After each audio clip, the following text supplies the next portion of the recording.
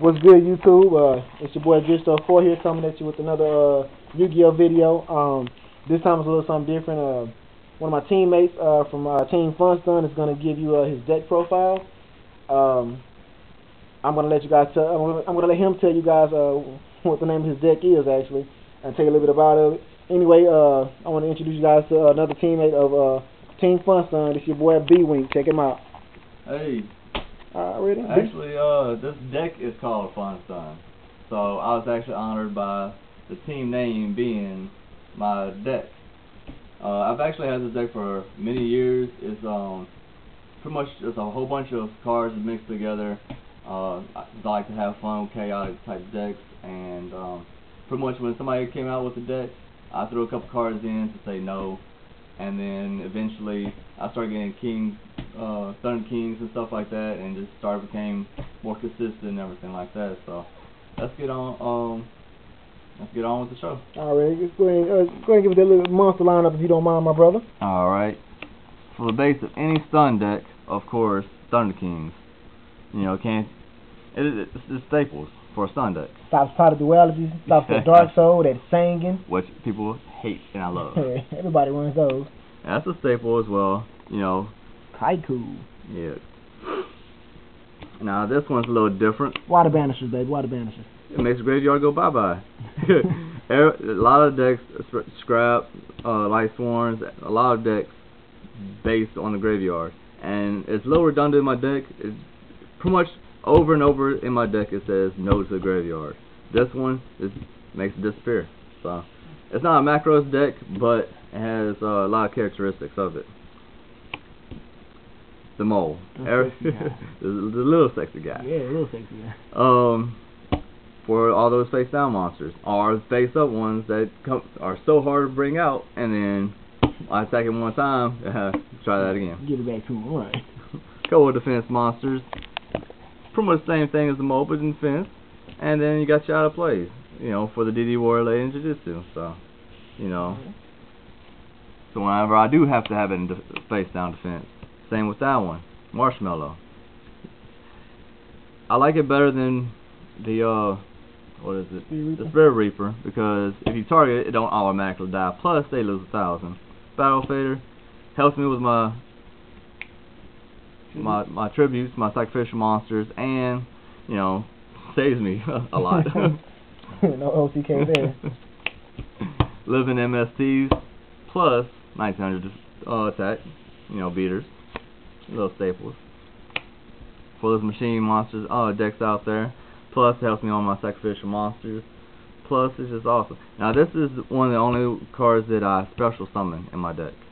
So yeah, this deck is against special summoning. There's no everything. It says yeah. This one my only tuner because I don't really special summon, but it has the one hell of effect of having people's attack power.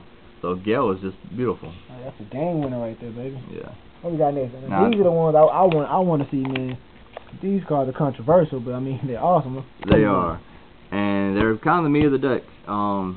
You'll see later with some magic cards I have. With this on the field, I can stop a lot of the summons. That's normal summons, and special summons as well. Shoot, and it's the King Tigers. I love them, and I make people hate them. Nice cuties, nice cuties. Now this one's a little random, but in my in my traps, you'll see I have a couple roll decrees, so no traps, and you'll see in some of my spells, you know, it's just sexy. I like it. I'll explain a little bit more later. Different strokes for different folks. What we got next? Oh, now this guy right here. Please tell me why you run the Invenubus, because I don't think people know about this guy. Tell them about this guy right here. The Invenubus. 1, sacrificial 25. It's sexy on its own, gets over all the 2400s. 2, it tells the graveyard no. Now this is not Necro Valley. I repeat, it's not Necro Valley. You can get around, you know, little things in Necro Valley. I think what Fortress, the zombie, plague spreader, yeah, and everything like that. This one, no. Read up on it, please. It's sexy. Just tell us the graveyard no. So many decks. No pot of average, right? No pot of average. nothing. So many decks are based around the graveyard, or activate in the graveyard, or target stuff in the graveyard. It just says no to the whole thing. And for stuff that the end of Anubis can't get, my bad boys come out. You gotta find some pretty ones of these. I really do. Tell them about the Vanity's Fiend. I love this card, dude. I've gotten a new respect for this card. This is like a Solemn Warning on crack, you guys, and he makes it work. Tell them about it, man. Really do. No dandies. Vanity's Fiend kills any special summons. No tokens, no vanities, no synchros at all. No rituals at all. No fucking no fusions at all. No dragons, no lads. No dads, no JDs. No, none of it. It just says no to everything. And this deck only has one monster special summons, and I don't have to special summon it. And this deck is based around these and the King Tigers, and people hate it, and I love it. Yeah, that's sexy, dude. It's my king card. Yeah, Vanity's Fiend is a sexy card, you guys. Check it out. It'll be debuting. Alright, for the magic and traps, that's a staple, of course. Everybody has some card they have to have on the field face up. It makes their deck, and I just have to destroy it. Awesome. And these are staples as well. You know, stop my magic and traps. Their magic and traps. That plus Book of Moon, sexy. Plus Raikos and all the other little cards. No.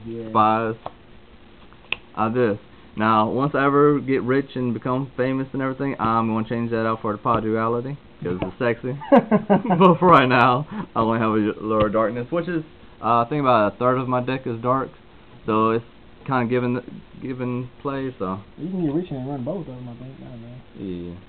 I'm not rich. That's a staple. Protects me a little bit. I just need a little bit more protection with this deck, and this helps out.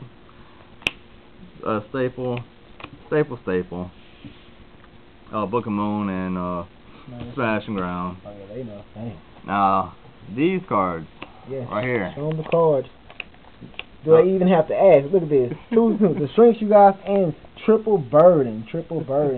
Nobody is gonna be able to, you know, try to manhandle me with a little beatdown deck or anything. Because those, plus my King Tiger, 2 strengths and 3 burdens, and King Tiger. One of these, or 2 of these on the field with King of Tiger.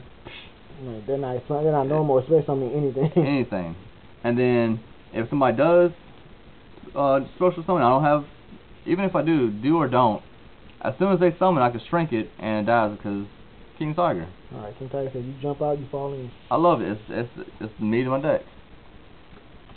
I've been running this card. This is the old school version. It's just shiny. I love it. Necro Valley.